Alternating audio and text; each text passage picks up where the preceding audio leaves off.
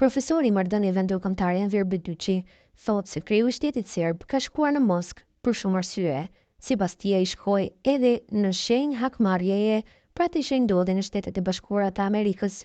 Presidenti i Serbisë Aleksandar Vučić po merr pjesë në manifestimet propagandistike të Moskës me rastin e 80 vjetorit të fitores mbi fashizmin. Dihet se ky manifestim është një maskë e veprimit të Hitlerit të shekullit 21 Vladimir Putin.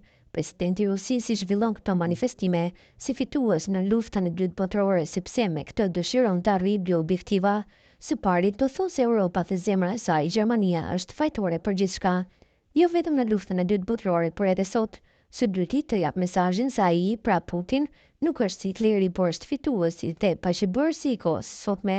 Intriga e Putinit nuk ecën, por ajo që implikon në këtë intrigë Aleksandar Vučićin ka të bënë me faktin se edhe presidenti i Serbisë ndjek modelin e presidentit të Rusisë. Kriju i shtetit serb është sot në Moskë për shumë arsye. Së pari për të dëshmuar edhe një herë aleancën tradicionale me Rusinë, së dyti për të dhënë mesazhin se lufta kundër Kosovës dhe për Kosovën bazohet në parimet e fitores mbi fashizmin, së treti për të zhvlerësuar masakrat dhe gjenocidin serb kundër shqiptarëve në Kosovë, gjithnjë sipas modelit të nazizmit dhe fashizmit në luftën e dytë botërore.